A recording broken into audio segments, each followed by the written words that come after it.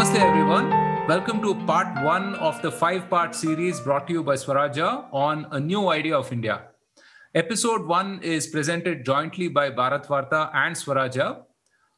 With me today, I have the authors of the book, Harsh Gupta and Rajeev Mantri, whose views you've seen and heard on both platforms on topics around politics, economics, and policy. So without further ado, let's get started. Hi Harsh, hi Rajeev. Thanks so much for making the time. How are you doing today? I'm doing good. Doing very good as you can under this present situation. All right. So I can't wait to get started. And maybe a good place to start would be, why you wrote this book at this point of time. One of the first things you talk about is tracing the genesis of the book. You trace it to 2013 when the Mint newspaper initiated a debate on political philosophy, right? And specifically to a comment by Professor Ashutosh Varshney. So would you want to take us through that? Raju, do you want to go ahead? Yeah, sure. So, as if you read the book, Roshan, you would have noticed. So it started with when Varshney had commented. Yeah, so let's just hold up the sure. book and like a mandatory book photo, right? Yep. There you go. Yeah. So when Ashutosh Varshney had said that individuals have a right to exist, or rather, they exist in groups. And I think he had said something to the effect that those group identities supersede the individual identity. I remember discussing with Harsh that time that this was the fundamental schism where do you believe individuals are just members of a group, or are they individuals? Are they sort of, are there sub-identities within those groups?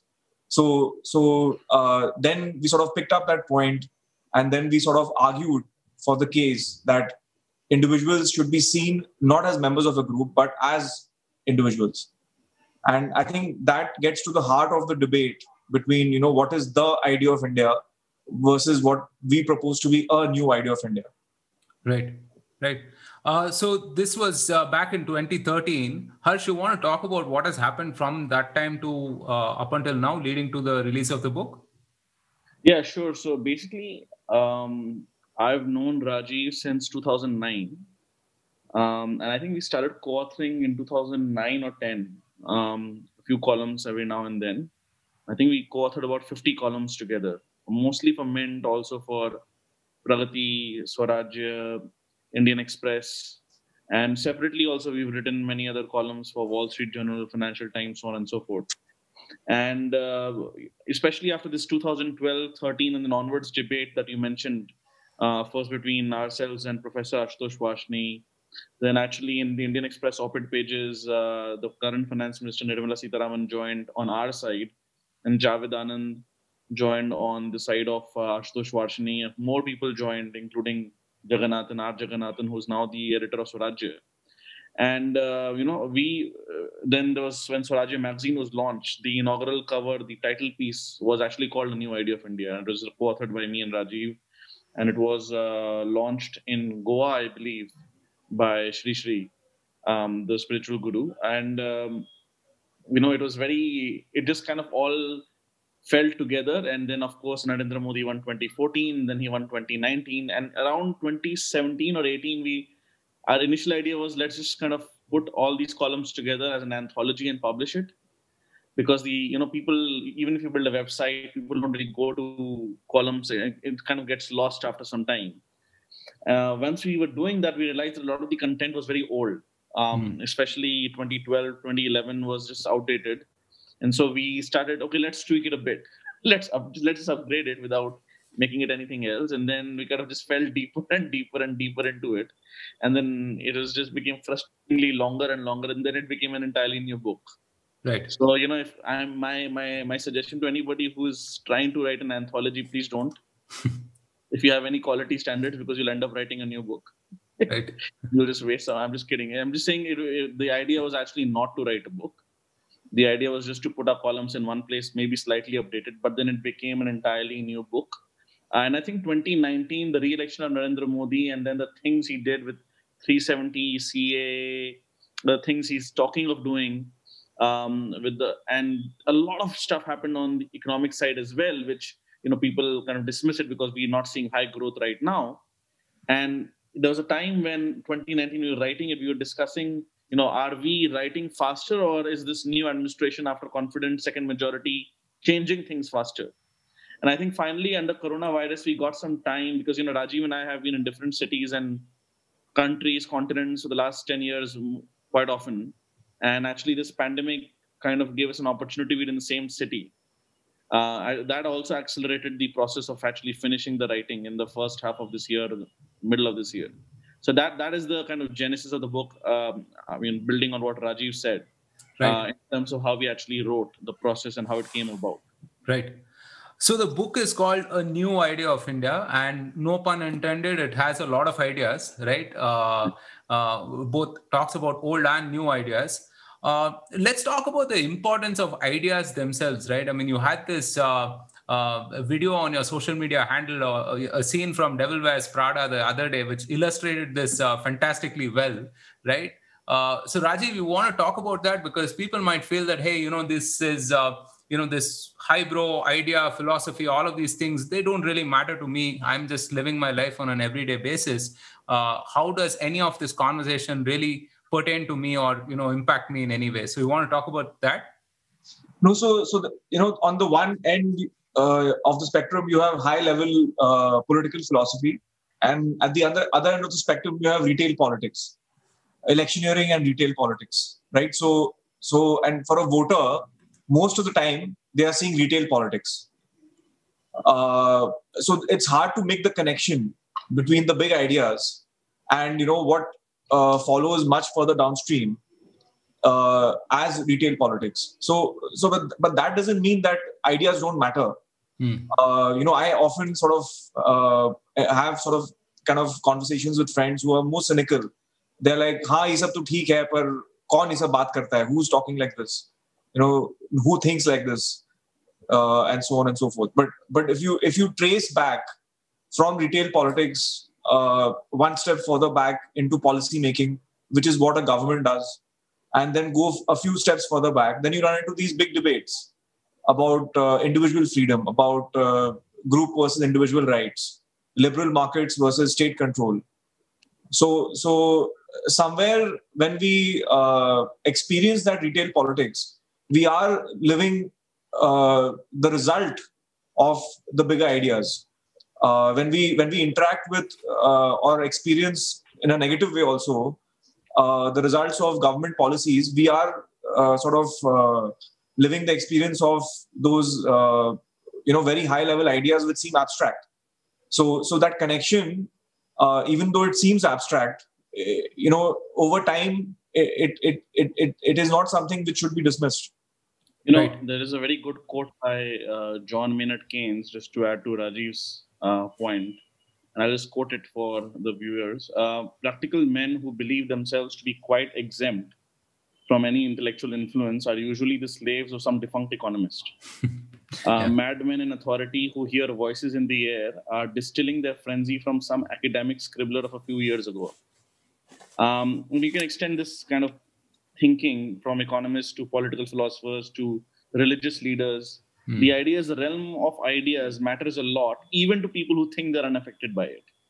Because ultimately, you might not explicitly follow some ideas, but implicitly you're always following some ideas.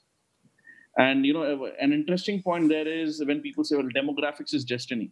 Yes, to some extent it is. But on an even longer time scale, actually, demographics is not destiny. I mean, to the extent anything is predestined, perhaps it's not. It's what ideas are going to really matter, because you can have children and then your children might not believe in your ideas, or maybe your grandchildren or great-grandchildren won't. So the battle for ideas is ultimately the most important battle.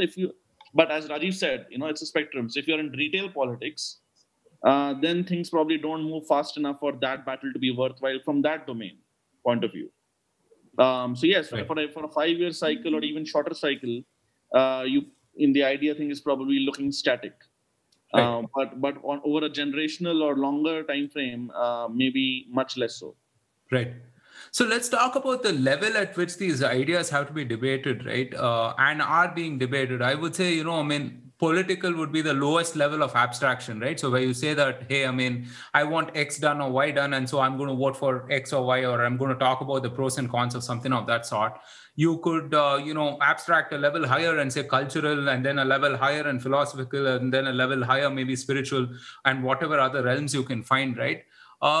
So at what level are you talking about these ideas, and how do you see that linking down, and how do you see that trickle down to the base level and, actually being actions and reality someday? So I think we actually write about that in the book. I think it's in the first chapter itself. Yes. We say at the top level there is psychological, which is similar to what you were saying in terms of spiritual. After psychological, we say there is philosophical. Now, after philosophical, we say there is like a policy level, if I'm not wrong. And only after policy level is there a partisan kind of Right. level. And we are not saying that this is somehow hierarchical in the sense that partisan level is somehow less important or somehow less noble. It's just a way of putting a pyramid, but that, in many ways, it doesn't matter what your abstract ideas if you're constantly losing, right? So that is one way of thinking about it. And just to add one point before I hand it over to Rajeev on this interaction or this kind of reflexivity between retail politics and ideas, I think there's another reflexivity, which is that ideas are not exogenous.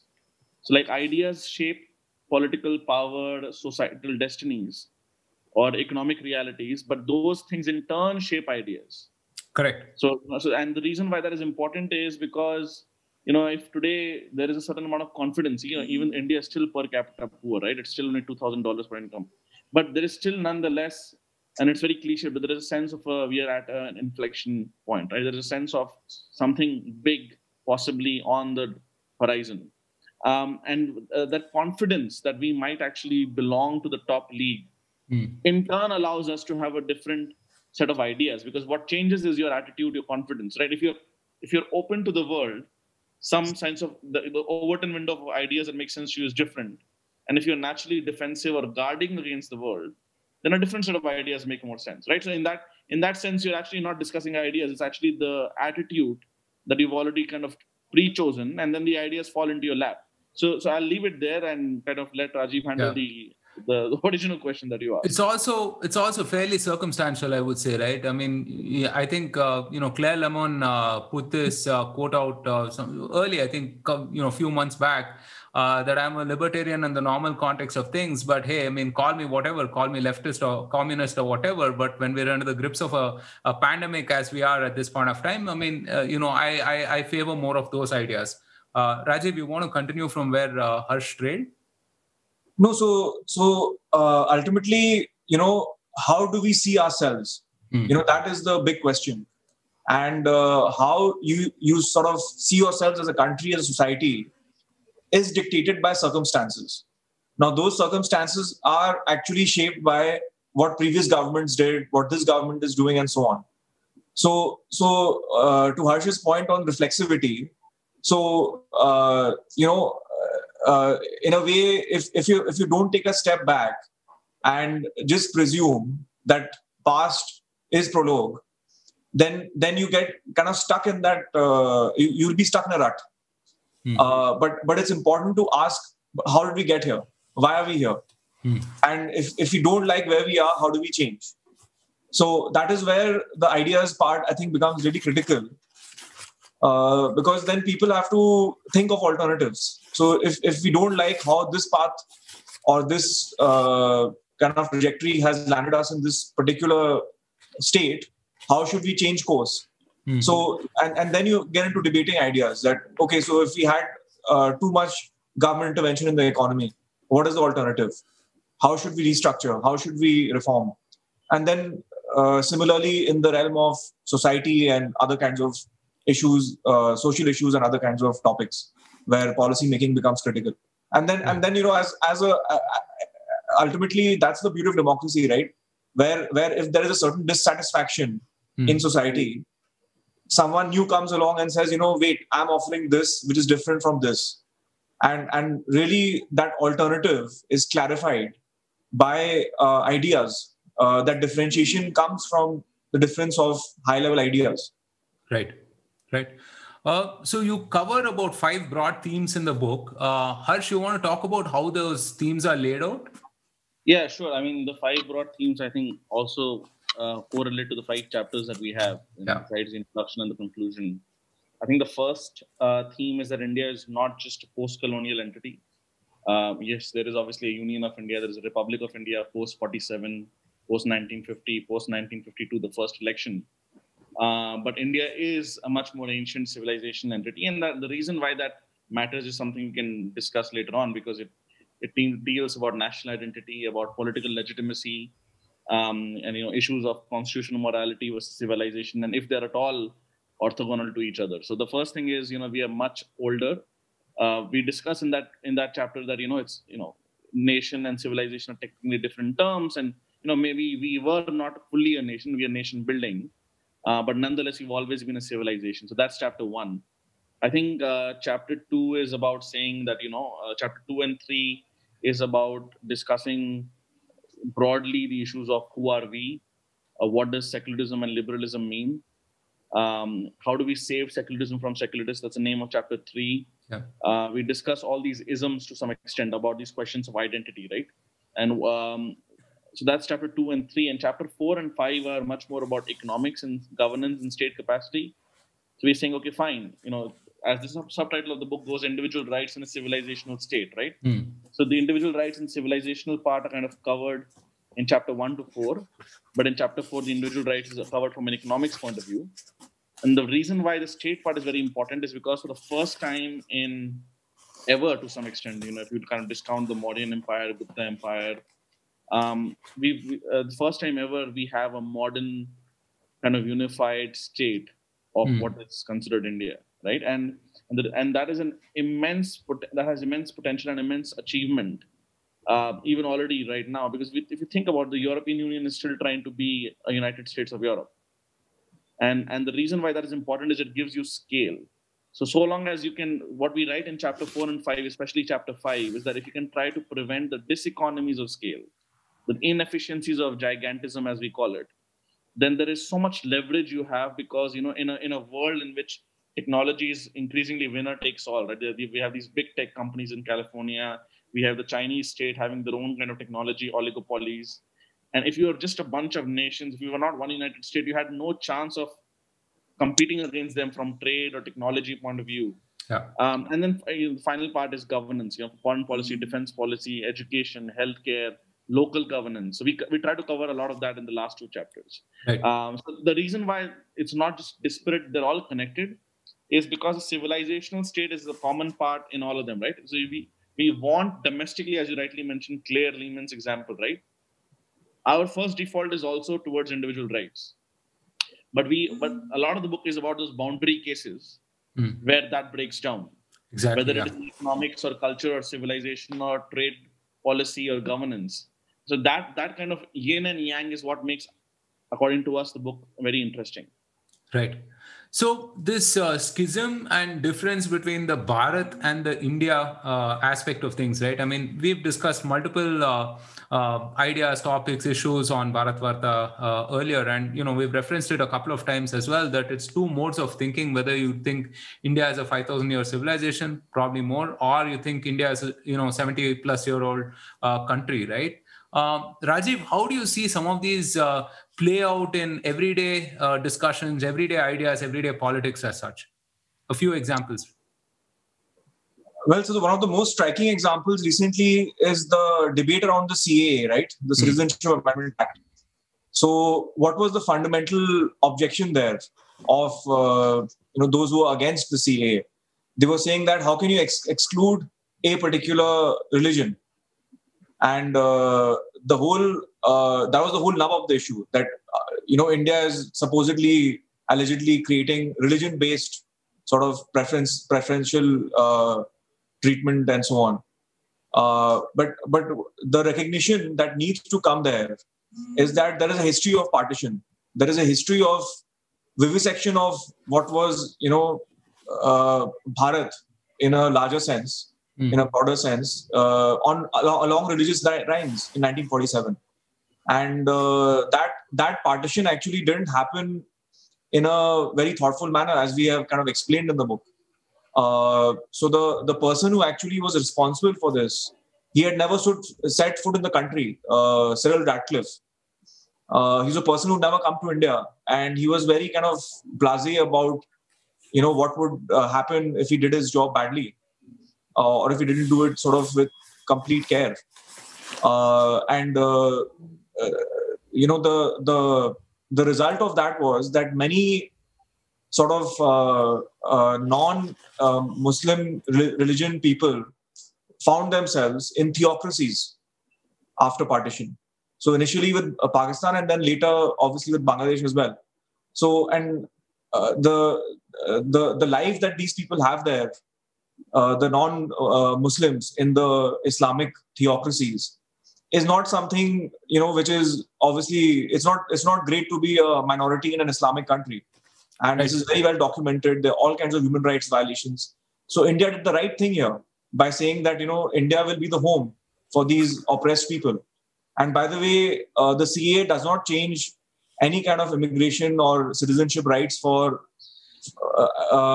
Muslims from other countries, or even Muslims from the neighboring countries, the specified neighboring countries. All it does is it gives accelerated citizenship to those particular followers of those particular religions.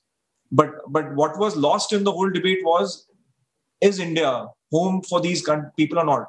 And where would these people go? So those who accept that India is a civilization home of these kind of oppressed people, oppressed minorities in Islamic countries, they welcomed CAA. They said that this was actually long overdue. And among those people were, historically, those who had supported action like this were people like Mahatma Gandhi.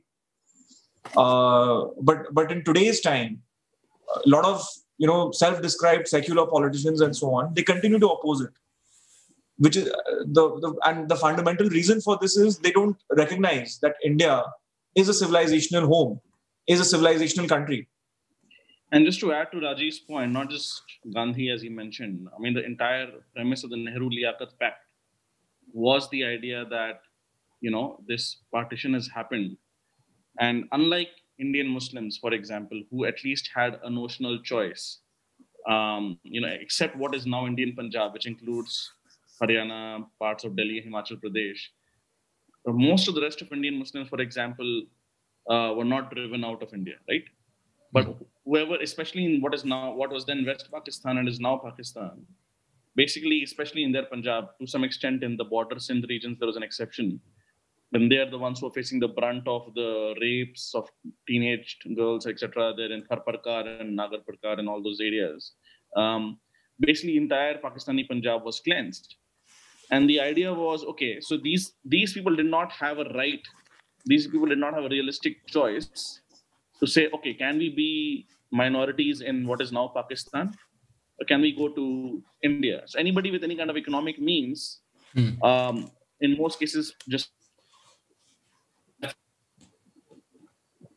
do that, except a few Rajas, remained back. And, many of them were later were treated badly even today in Pakistan. They say they use these communities for cleaning toilets and stuff with the idea that, they were somehow Islam in the subcontinent has been emancipatory for caste divisions. Just kind of that puts a lie to it right there. In fact, many communities, including the community called Churas, later be converted into Christianity. And if I'm not wrong, Yusuf Yohana is from that community, and who later then converted to Islam, became Muhammad Yusuf. So the idea is that you cannot say that we in 1947 we were invented out of nowhere. There is no history, for example, Chhatrapati Shivaji saying, Hindavi Swaraj. So he didn't say Maharashtrian Swaraj. He said Hindavi Swaraj. Right? What did that Hind mean when he was saying Hindavi Swaraj? Even the Arabs would say Al Hind Al Sind. So there is an idea. The Greeks wrote books like Indica. This is like 2,500, 2,300 years ago. And we quote Nehru. We quote him verbatim saying that, from the mountains to the seas, we had an idea of being the same country, even if we were politically divided or linguistically divided. And he gives a speech about that in Aligarh Muslim University in 1948. He gives another speech in 1961. So we are taking, again, these people who you would not expect to follow the civilization. I mean, you're not quoting Patel and all that. That's kind of, you would expect them to follow the civilizational construct. even people who you would not, including Nehru and Ambedkar, are very clear that this is a pre-existing civilization and culture. Ambedkar says, I'm not going to choose Islam and Christianity to convert my followers. I will choose Buddhism because it is in sync with India's culture. Right. So there is a clear element of a pre-existing, not polity, but civilization. And the word civilization is important. And we also write in the book, the word civilization and culture are often overlapping, but they're different. They're different in the sense that North India and Pakistan would, for example, have a lot of cultural commonalities in terms of the music you listen to, the food you eat, etc. But that is still skin deep, or maybe gastronomical deep, whatever is the right word there. But the moment you start, it is literally, we say it's the sharpest civilizational boundary on planet Earth today. We have a kind of polytheistic, syncretic culture civilization in India. And you have one polity immediately to the west of it, which is trying to be holier than thou from a proselytizing Abrahamic point of view. And people are just being killed, not just for blasphemy there, but for potentially defending in a legal context some blasphemy, some so-called blasphemer.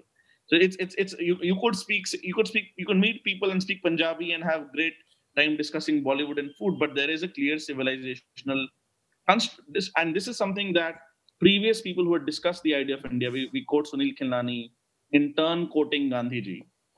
And especially we show the cognitive dissonance that somebody like Sunil Khilnani, great book. I'm not dissing the book's writing per se. And I just want to say for that, we are not necessarily, it's not an opposite idea. It kind of builds on the previous idea to some extent. But Sunil Khilnani is saying, he's saying, how do we explain partition? He's saying, should we think about it as one civilization breaking into two parts? And he's almost confused by it, right? Yeah. It's almost like he doesn't know what to say because he almost sees it as a huge accident or something.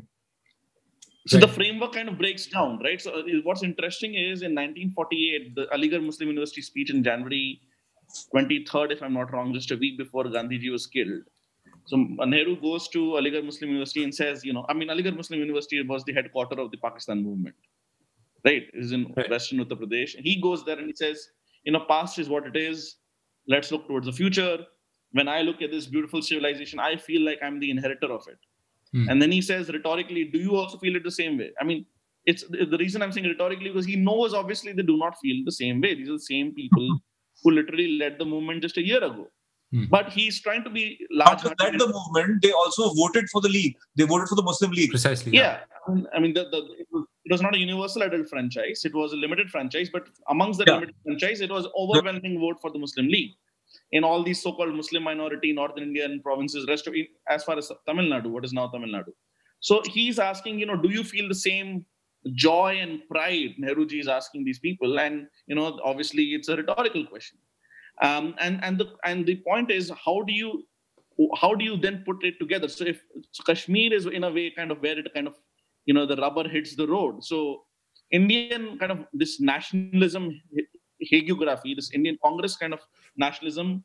So the reason I mentioned the Aligarh Muslim University speech is where Nehru actually says, if somebody were now to tell me to, Pakistan wants to reunite with us, I would say no. So he's saying this in January 1948. So he clearly understands, along with Patel, that actually being united does not work. Why? Because there is a certain kind of separate Muslim imagination, civilization imagination, that basically breaks the Indian civilizational imagination. And it is only okay so long as the numbers are basically manageable, right? It's a modus vivendi. Right. That's what logically it means. So if that is the case, then the question is, okay, if the numbers are different over time or in a specific region like Kashmir, then what is actually the Indian imagination? Then the Indian imagination is something which actually we do not want to speak about, maybe in polite company. But if this is happening more and more often, then, it is time to perhaps speak about it more openly. So that is the civilizational state that we're talking about. Ronald Reagan once famously said, in his imagination of American conservatism, that libertarianism is the heart and soul of conservatism. But he says, I don't want to say that. Like he says, for example, corporate tax should be zero, but I don't want to say that. And in a way, the Nehruvian kind of understanding of nationalism was Hindu nationalism is obviously what is defining Indian nationalism, but let's not say it. And that kind of reminds me of Mao and Stalin, because Mao said, Mao famously warned against Han chauvinism while doing exactly that. And Stalin famously warned against Russian chauvinism while doing exactly that. It's just that Nehruji did not really have that kind of iron comparable to Mao or Stalin, and that's probably good. But somebody like Sardar Patel would have been a good balancer in that sense. Right. So, I mean, that's a pretty compelling argument, and you won't have any opposition on that, and not from me at any rate, right? But how did this idea of the Sunil Khilnani idea of India become so ingrained in the popular narrative and discourse then in that case? I mean, Rajiv, you could take this. Well, I think it's a lovely phrase, right?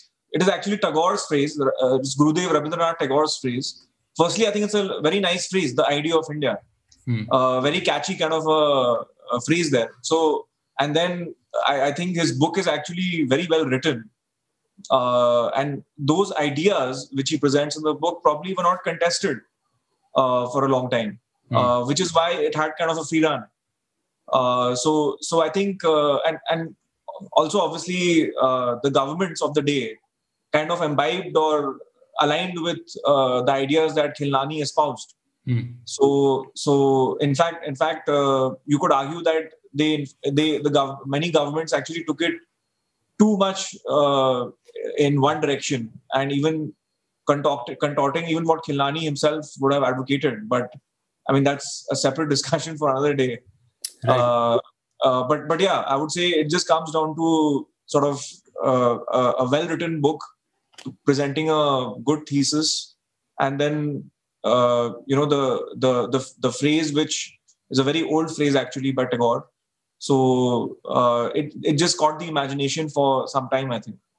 So right. just to add to that, I mean, I think the main point which Rajiv mentioned was it was not contested, right? So he put out this idea of India, and where he's basically saying that Nehru kind of created this idea of India. By the way, in the book, and we mentioned this multiple times, we do have some sunlight between Nehru and Nehruvianism. Just like we have between Gandhi. Yeah, that was interesting, actually. Yeah. And because what happens is, you kind of take dead people and you put your ideas into them with the legitimacy of the name, right? I mean, and I'm not saying that the so-called right does not do it, right? And by the way, the left-right is also not a very useful thing. That's also we put in the book. But to add to Sunil Khilnani's point of view, see, I think that there was a certain kind of cultural hegemony of a certain kind of anglicized elite, which thought that this was genuinely the way to go. And you see, Sunil Khilnani, if I'm not wrong, he teaches in London. I don't know about recently. And there was an entire kind of commentariat and an academe. So India being so poor that all its leading kind of writers were not in India, just like its leading economists were not in India. It's leading, so Raghuram Rajan would fly down to become the central bank governor and then fly back. Right? I mean, this is a municipality job to be the Reserve Bank of India kind of governor. And so there is an idea of that the metropole, the colonial metropole, is still alive despite formal independence of India. So this was the last generation of what they thought was they could somehow orchestrate the idea from above. And because it was not contested, a lot of the ideas which were being contested were not getting, for example, big publishers. Somebody like Sitaram Goyal and Ram Swarup did excellent work, but their work has now been preserved more by their followers, well-wishers, and now published online. They never received big publishers as far as I know. In fact, if you go by Sitaram Goyalji's biography, he'll say that he did not get an All India Radio gig because he said something against Nehruji. Famously, Kishore Kumar's songs were removed from radio and Doordarshan because he refused to sing at a youth congress function in the 1960s, if I'm not wrong. Right? So there was a certain kind of technology which led to a kind of monopoly with the dominant government or establishment of the day. And therefore, there was really no articulation of the opposite. And one of the things that Rajiv and I write in the book is it took P.V. Narasimha Rao's reforms, with back against the wall, and then Vajpayee's reforms more out of conviction than because of any emergency, although one can say Pokhran 2 was a bit of an emergency. And now Modi's reforms again out of conviction, which economic reform has led to a big middle class or a neo middle class, which along with technology have the free time, the intellectual capabilities to kind of get together and start writing. So even in our case, Swarajya is something which started as Center Right of India blog. You were doing an excellent job with Bharat Varta along with Ashish and other people, but it's new, right? You've gone to 100 episodes, you're doing a great job, but it's new. Everything is new in terms of our column writing, our platforms. So, and now we know a lot of people who are writing books, and we want to see more books. In a way, it could not have happened earlier because of various political and economic reasons. But now I think in the coming years, we'll actually see an explosion of contestation of not just this idea, our idea as well, and other ideas as well. Right. No, and especially, we were talking about reflexivity earlier. How sort of this kind of interface happens. So this is a classic case actually, where just kind of economic stagnation and complete sort of destruction of growth and so on kind of killed off the entire market, right? Which is why there was almost nothing happening in India in terms of ideas, at least in terms of presenting new ideas, because all those channels were blocked. They were kind of monopolized. And this was actually true till probably maybe, 7 years ago, 8 years ago. Or maybe you could say 10 years ago, where, new writers got a chance to sort of come out and write books. And they found audiences who could pay 300 rupees for a book or 200 rupees for a book. Back in 1999, even if somebody wrote a book, how many people would actually afford to buy one? And how many people actually had the time to read? Right. So just on that point, go ahead. Yeah. So, I mean, all these things kind of, which is why, so much of Indian sort of political thinking, philosophical thinking about what is India, what should be India, it was being driven from Piccadilly in London or from K Street in Washington, D.C., where, a small group of think tankers, analysts, professors, they had the time and bandwidth to sit and talk about India, whereas most people in India did not. Right. Just to add to that, this is a classic case of Indians rising up the Maslow's pyramid, right? So more and more people have time and monetary resources to even think about these issues, right? When you are literally a subsistence economy, hand to mouth for the vast majority of people, as you were probably till the 80s or early 90s, or how do you expect a large number of people to spend time on these abstract issues? And then, as I said, technology, for example, I met so many people through social media, right? I mean, in a way, the Indian right wing, so to speak, again, left, right, whatever, for the moment using it out of convention, the so-called neo-intellectual writing that's rising right now, they all know each other through social media. So what effectively was Khan Market as a physical meeting spot for the left liberal, as the Prime Minister is called, Khan Market gang. For the so-called right or center right, it was the internet, So you were in Bangalore, right now we are sitting in Kolkata, we've lived in Delhi or Mumbai or outside of India. That just made all those people getting each other, knowing each other, WhatsApp, Facebook, Twitter, completely possible. So this is, so after the RSS, it is the RSS feed people. That's such a bad joke. which have actually led to this kind of groups being created, right? Right. So I think really technology and more economic resources, and therefore rising up the Maslow's pyramid, has led to this. Right. Did we lose Harsh? Oh, no. Okay. No, I can see him. Yeah.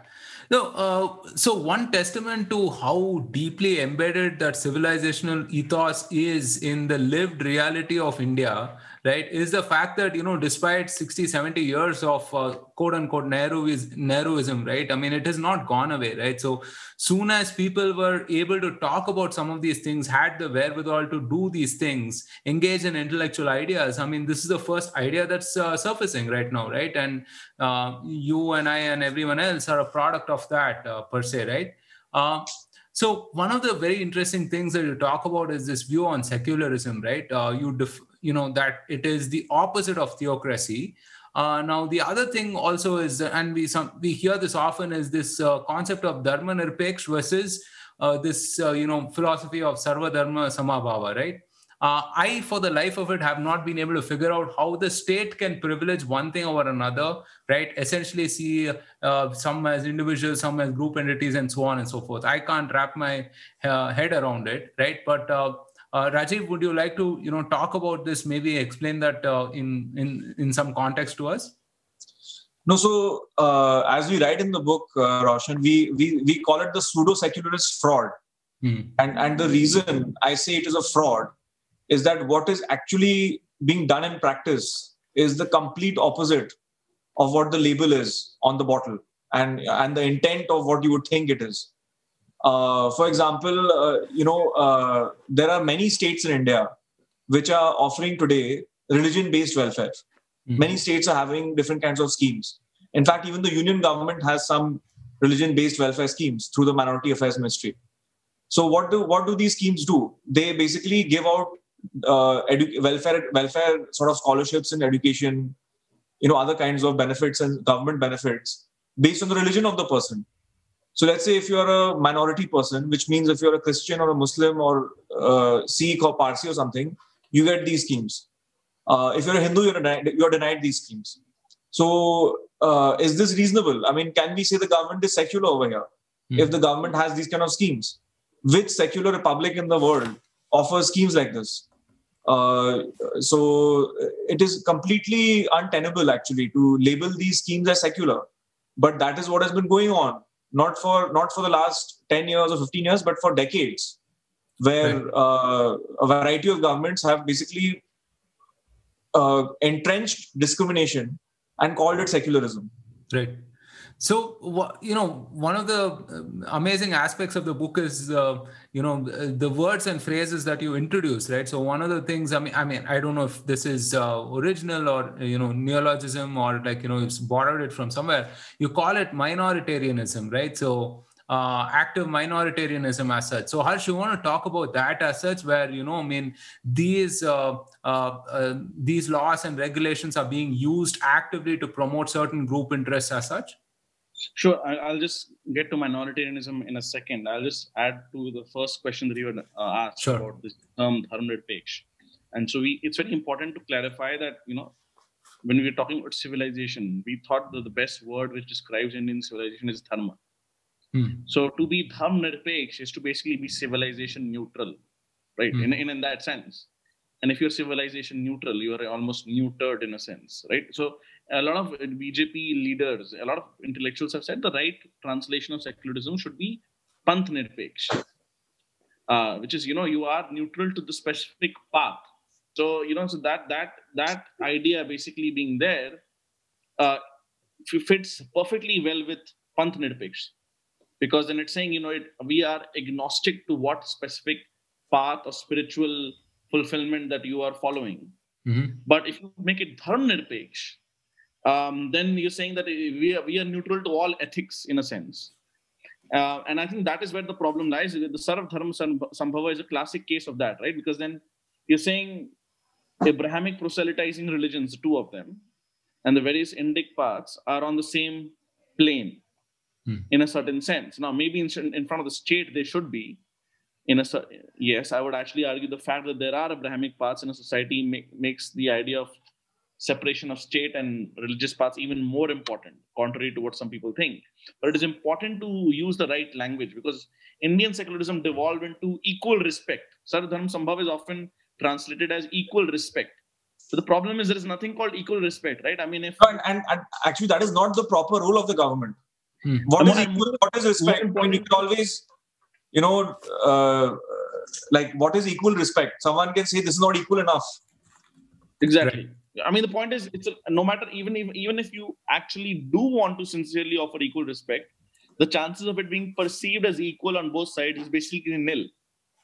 So that is an argument that will, by definition, lead to tensions, because both parties will not be satisfied, especially when both the parties have a very different worldview.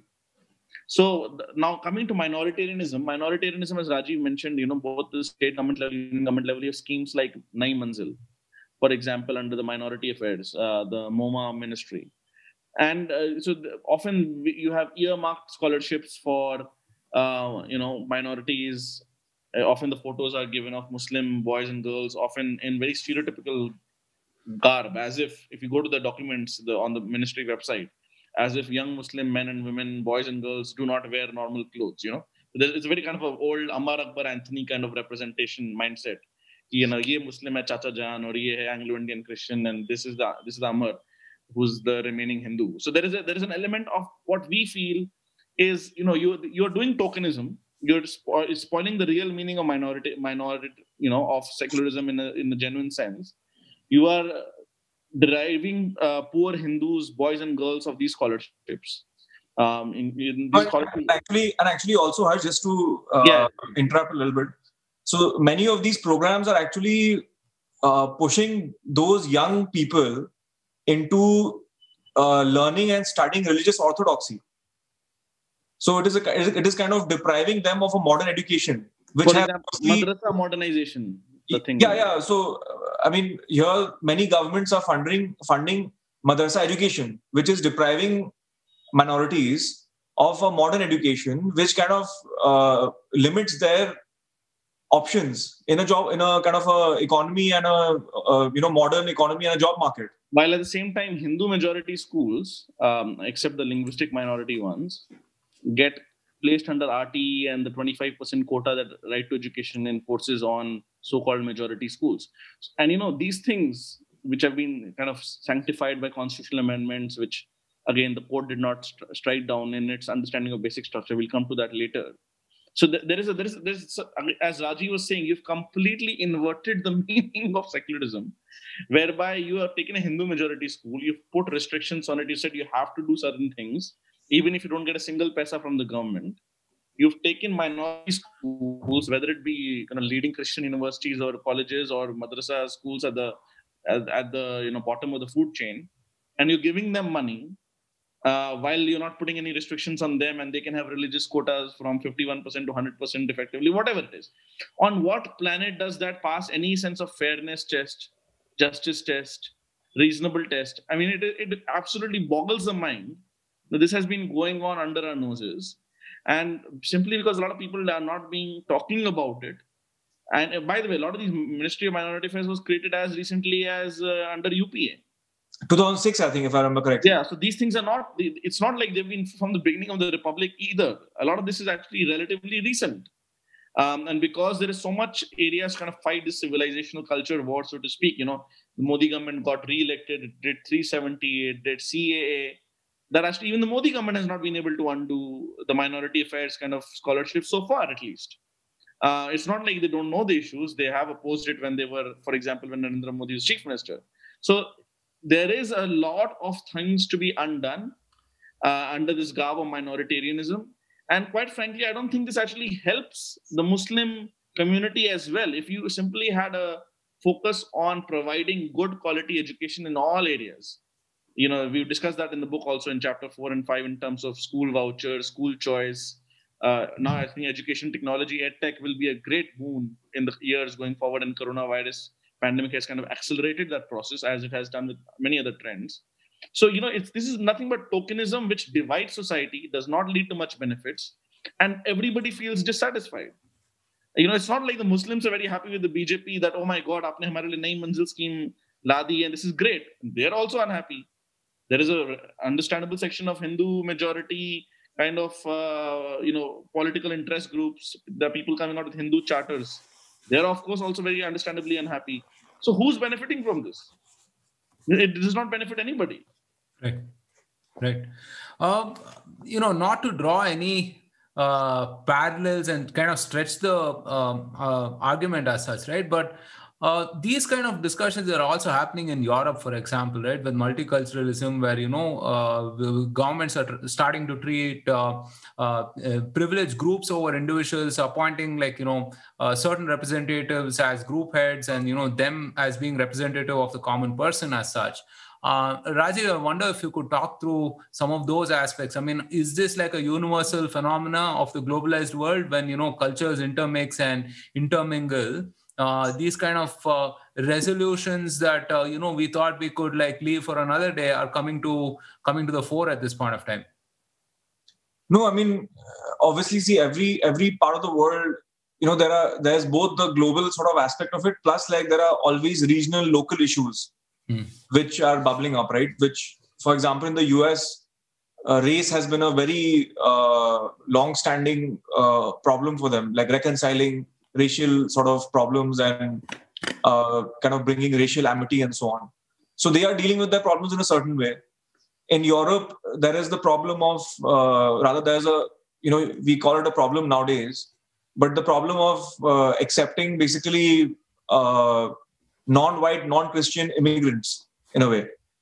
I mean, it's to put it bluntly, I think that's what it is in some of the European countries. So, there was always this big question on Turkey joining Europe, and that would be kind of a litmus test, whether the European Union can actually assimilate kind of a non-Western, kind of Christianized, if not Christian society, if that is possible. But ultimately, Turkey hasn't joined, and obviously now it seems like impossible that it would ever join.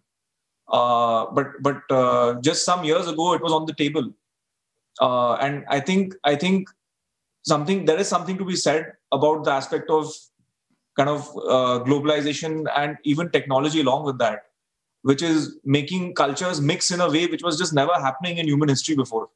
Right. The way people are moving around the world for work, for education, for even tourism. And these kind of interactions were just simply not on the table. They were never happening even probably 30 or 50 years ago. This is all very new. So different societies are dealing with it in different ways. You are right that somewhere the individual identity is being suppressed. Somewhere governments are finding it easier to take the route of, box people into a certain group identity and then treat it as that. But my view is that will not be successful. Ultimately, it would have to be adjudicated at the level of the individual. Right. Just to add to that, a good person to follow on Twitter, friend of mine, is this American Pakistani doctor called Omar Ali, who runs Brown Pundits. And he one of his famous blog posts is Islam the rock on which liberalism broke or failed? And you can add communist China to that as well. And these two are big trends which in a way have called into question many assumptions of liberalism.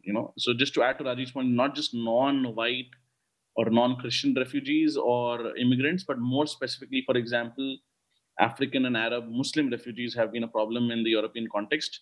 And just to show why that is the case, for example, if you read this guy called Theodor Dalrymple, who's a doctor come commentator, and I think that's his actually pseudonym. That's not his real name. And he writes, for example, if you look at even the Punjabi community in the UK, if you look at Hindus and Sikhs versus Punjabi Muslims from Pakistan, you see the rates of incarceration are like 10x, 100x. There's a huge difference. You compare Hindu Punjabis and Muslim Punjabis, the rates of educational achievements, the rates of employment, it's just huge. I mean, the reason why I'm kind of focusing on the Punjabi community is it seems like a natural experiment, right? You can say, Tamil Brahmins are doing very well. So can you really compare them to Punjabi Muslims? But even if you look at the Punjabi subset, there is a huge difference. And there is a problem, and even Macron, the French president, he has been saying it multiple times, he said it again, there's a problem of assimilation of certain Muslim groups, communities in Europe. He called it a parallel society, the attempt to run a parallel societies. And by the different countries have following different models. For example, I think in Britain, you have Muslim Council of Britain, but French has this laissez kind of strict secularism model, perhaps even stricter and in some extent illiberal model of secularism compared to the US, but where you are only supposed to be French. Your communal identity is not supposed to be noticed by the state, not even in a census of any kind.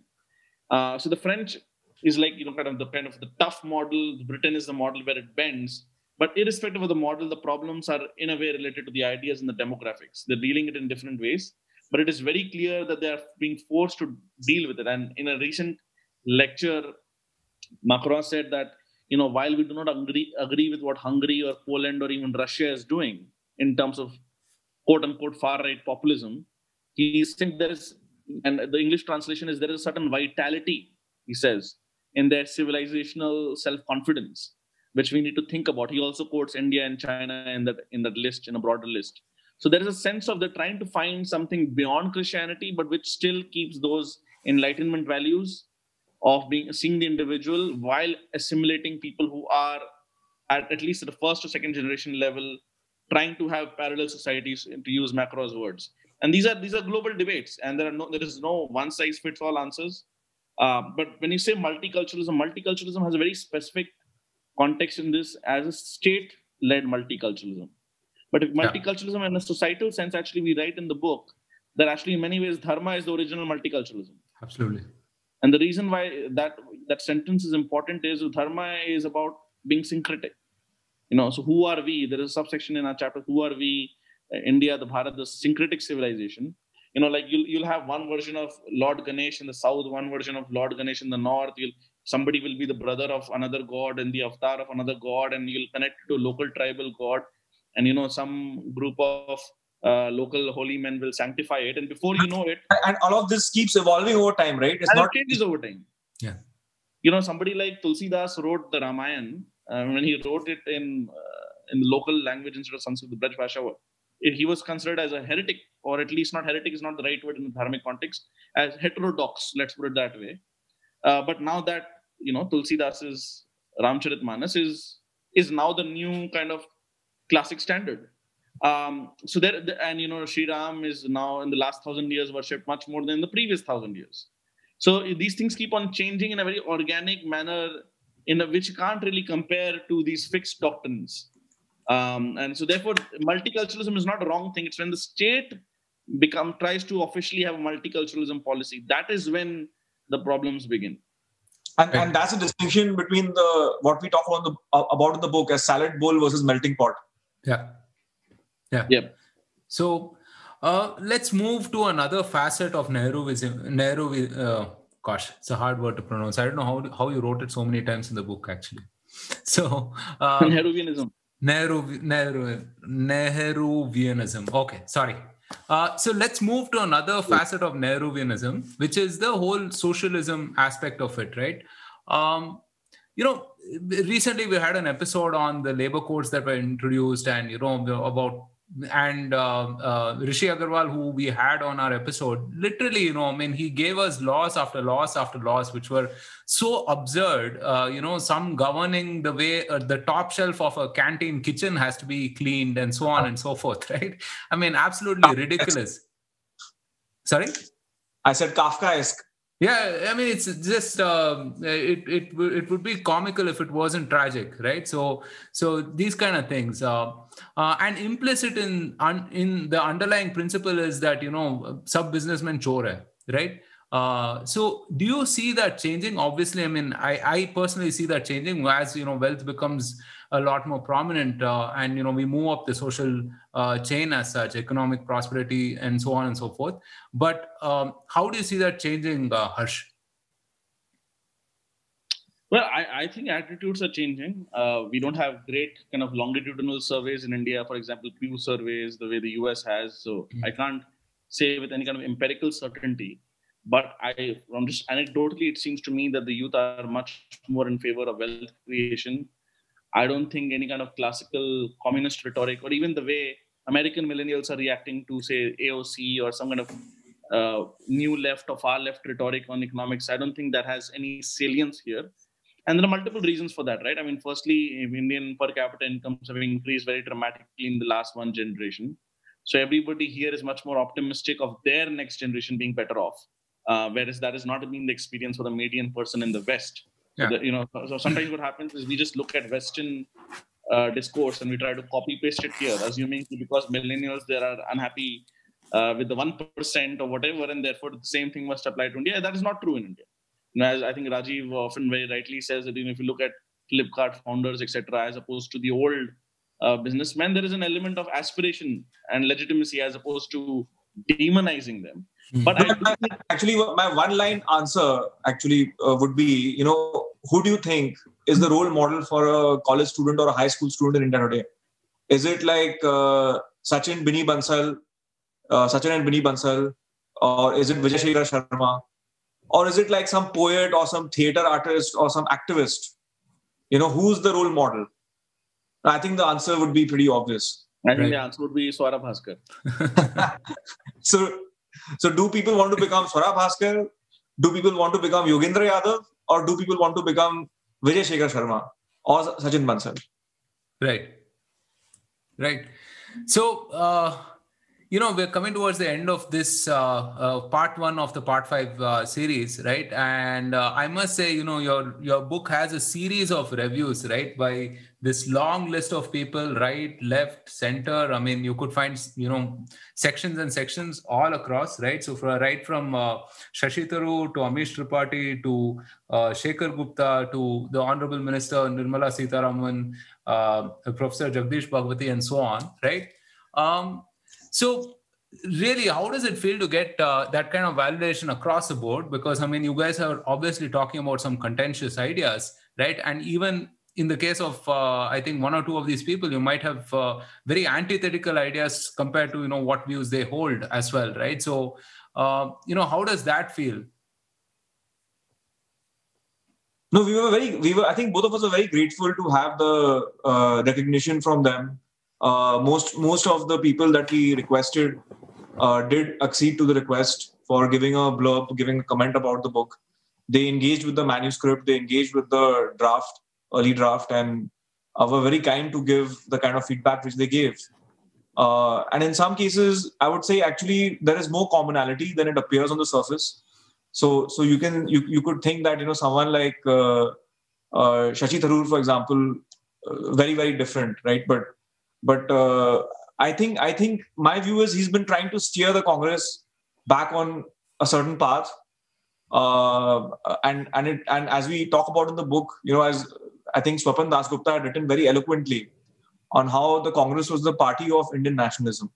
It was the party of sort of the civilisational plank through the 50s and 60s, and over time it has kind of given up that path. That it was not India which gave up the Congress, but Congress which gave up Bharat.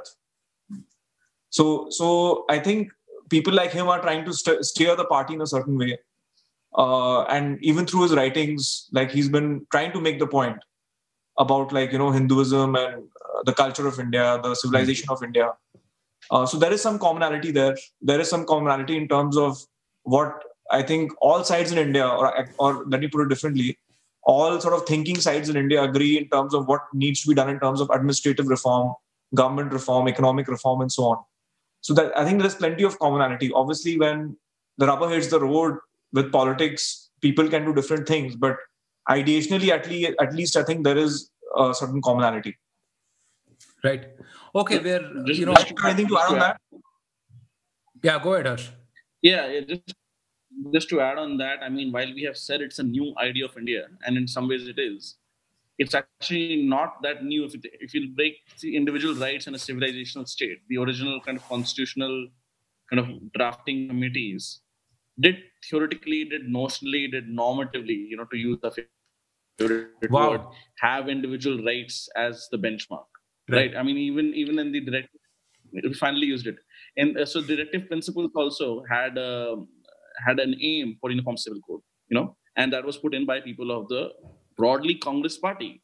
And we must remember that a civilizational state, for example, the scheduled castes being limited to only dharmic communities, the quotas, as an example, or the Somnath Mandir being built at that spot where it had been destroyed and a mosque has been built, but not by Nehru, sure, but by Rajendra Prasad sanctified it.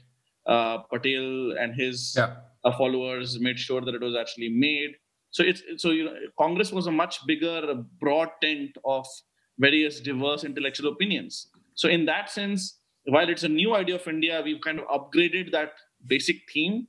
This is not a radically new idea in that sense, and not just 70 years. Individual rights is actually individual rights or duties, or just thinking in terms of individual salvation or moksha is intrinsic to dharma, right? Because if I cannot get my spiritual salvation as a family, then the way Hinduism works, I have to do go through my own ashrams of life, and I have to find my own meaning in life. At the end of the day, it's very individualized. So unlike many other post-colonial societies, India uniquely kept its democracy. And it's the only functioning democracy from South Korea to Israel. Just think about it. Yeah. All of China, all of the Middle East, it's so problematic as of today while we are speaking in terms of any kind of political freedom. So, it is India, it is giant India that is holding up the flag of pluralism, individual freedom, individual rights. So we are not against individual duties. Or some people give us feedback, why not duties? Duties part comes in the civilizational context framework. So that is very much there. So we make a case for absolute free speech, but we have exceptions for that, so on and so forth. And to answer your original question, we are very grateful to everybody who gave the great blurbs that they did. But that's, as Rajiv was saying, because there's a lot of commonality. This is not a pro-BJP book. This is not a BJP apologia. This is a book that the way we see it. And if some other party wants to occupy that space, they can give competition to the BJP based on these ideas. That's perfectly fine. For example, even outside of war zones like Kashmir, BJP is not pushing for free speech to that extent. So we have not been completely apologetic about whatever the BJP is doing. It is just that we do think that Narendra Modi's prime ministership is fundamentally reconfiguring the Indian state in a way that is fundamentally net positive for both Indian economy and society over the long term. Right. But there are areas of disagreement, even if they are partial or minor. Right. I've said this before. Before we started recording, that this book throws up a lot more questions than it gives answers, right? And it's a very essential part of what you're trying to do, which is a call to debate, a call to action as such. And these are ideas that we haven't really spoken about or, have wished it away for another time. But I think, the time is right for us to talk through some of these things. Harsh and Rajiv, we're at the end of the podcast. And, to end this podcast, if you were to look back on this book, maybe 5, 10, 15, 20 years later, what is the one or two things that you would like for this book to have achieved? Maybe we can begin with Rajiv and then Harsh can end it. Well, I would hope that it actually raises those kind of questions more into the public domain. It kind of stokes those debates. And hopefully those debates get us to a better place. Bring about some more agreement in the overall polity. And by polity, I mean not just government, but even judiciary, even larger civil society, as to what is the kind of India we want over the next half a century or next century. And I mean, that's, I think, obviously nation building, one has to take a long-term view. So I do think that what we want to build flows out from the positions we take. And obviously the positions we take flow from the ideas that are there on the table. And hopefully, I really hope this volume will actually bring some of these ideas to the forefront. Hopefully, people will debate them enough, discuss them enough, and it will somewhere enter the consciousness of public discourse. Right. Yeah, just to add to that, I think in a young country like India, and still developing country like India, except a few hardcore partisan people, I think most people are still largely undecided about the views, or they have some views, but they're flexible and ready to change and actually much more open-minded than people give them credit for. So the one real aim of the book was to actually have a debate, or rather a discussion, because there are many books written from a kind of a left or center-left point of view, right? You have Pratap Bhanu Mehta's, Ramchandra Guha's, and other people who are writing books, editing anthologies. And there were not many books from a so-called non-left perspective, which just put out the views there. So I think a lot of people are not necessarily in social media. It seems everybody's fighting each other. A lot of people actually want to understand what the other side of view is, and then think, okay, well, maybe this makes sense, and maybe I agree here, and maybe I disagree here. So I hope that, while it's not a textbook, it's not exactly Indian politics 101. It's not exactly comparative politics 101 either. But I hope it is additional reading in many academic courses in India and abroad. I hope through word of mouth people read it and read different aspects of it. And maybe after 5, 10, 15 years, we learn where we were horribly wrong, where we were right. But I think the idea is to trigger discussions because ultimately, not everybody will become a partisan cheerleader one way or the other. If some people still have to go out and say, these are the ideas that constitute our nationhood, our civilization, and these are up for discussion. And, this is where we stand right now. And we're open to changing our minds. And not just people who read it, by the way. I'm pretty sure Rajiv and I will also change some of our ideas. We definitely have changed some of our ideas in the last 10 years. For sure.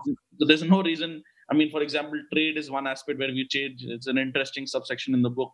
So there are a lot of, I think we've not tried to write an orthodox book. It's heterodox in parts. And I think that's what made it very fun to kind of engage and write it as well. No, and I'll also say actually that we learned a lot as we wrote it. Yeah. Because we sort of researched so many different aspects of society, religion, economy, governance, that it was really an incredible learning journey for both of us. Right.